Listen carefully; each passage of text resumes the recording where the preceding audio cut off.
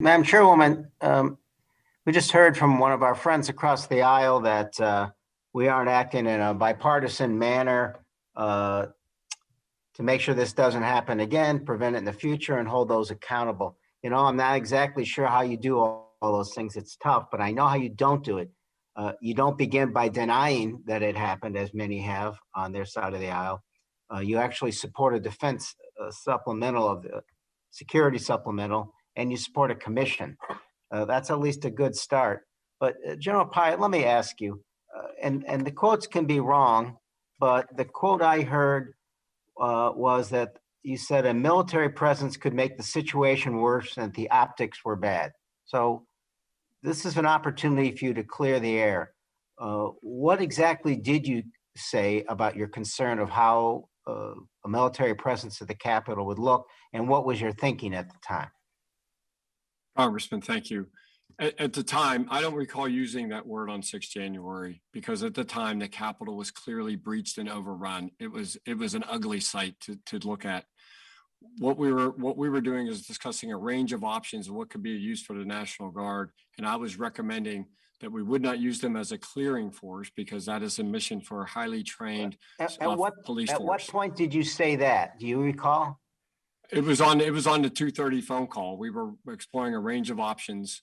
And then afterwards, we went into I'm sorry, again, you saw what was happening at the Capitol, but you still didn't want to use National Guard as a clearing force. Is that correct? We wanted to use National Guard. I didn't think they were the best available force for what would be a very complex clearance mission that would require a highly trained police force. I recommended law enforcement would be the best force for that mission.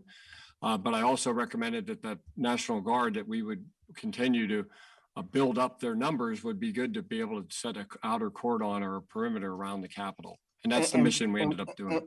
But the mission you wanted to do was to have a security force around the Capitol while the battle was taking place in the Capitol? We thought that things were going very fast, Congressman. What we were seeing unfolding was that there would be a breach clearing force inside the Capitol out.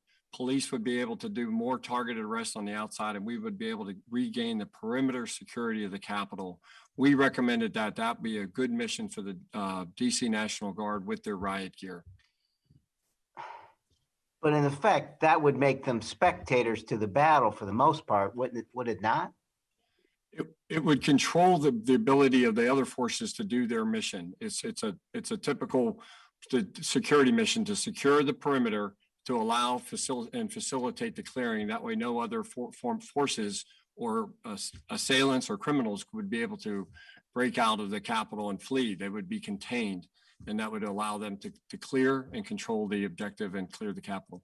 So it was just to act as a perimeter force. And again, I'm far from a military expert, but again, it sounds like they were going to view the main battle from the inside, and a battle by that time, which you would have to acknowledge, was lost.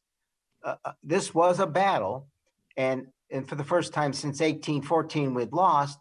And with respect, what you seem to be suggesting is that the force with the most strength would act as perimeter spectators and make sure the people who did all the damage didn't get away. Is that a fair way to characterize what you were proposing at that point? Congressman, the guardsmen that we had available at the time were unarmed. They were on a traffic control, crowd control mission. That was our concern. We had to get them remissioned, re-equipped, reconfigured. And that's why we were making these recommendations to the Secretary of the Army for how best to utilize a force. And we were trying to build that force up as fast as possibly could. I think what you said before was that this wasn't a delay, it was a new plan on the fly, correct? Yes, Congressman. Is that another way of saying, again, I was in the room where it happened, so I think I can say this. Isn't that another way of saying that you weren't prepared in the first place? We were not positioned to respond to this crisis because the only force we had committed in the district were unarmed soldiers on traffic control points and crowd control. We had to recall the DC National Guard. We had to reposition those forces, reconfigure, and we're worried about optics. This was the first battle in our nation's capital since 1814. We lost it, You wanted to be spectators and you wanted to direct traffic while hundreds of people were injured and 5 people died. I yield back.